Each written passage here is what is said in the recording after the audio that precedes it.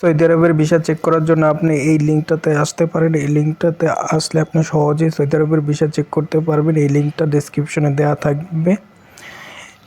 এখানে আসলে দেখা যাচ্ছে পাসপোর্ট নাম্বার চাইবে, পাসপোর্ট নাম্বারটা দিবেন। আবার কারেন্ট ন্যাশনালিটি, আপনি যেই দেশের জাতীয়তা বহন করবেন সেই দেশটা সিলেক্ট করবেন। ভিসা টাইপ, আপনি যে কোনো visa, work visa, family visa, যে ভিসায় আসতে চাচ্ছেন বা যে ভিসা চেক করতে চাচ্ছেন ভিসার টাইপটা দিবেন। এবং এখানে যেহেতু আমাদের ভিসা ইস্যু করা হয় ঢাকা থেকে, আমাদের এই নিচের ঢাকাটা সিলেক্ট করবেন এবং ইমেজ কোডটা এখানে দিবেন।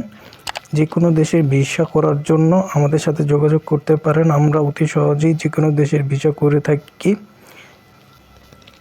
আর সার্চ ক্লিক করবেন, তাহলেই দেখতে পারবেন একটা ভিসা নাম্বার আসবে।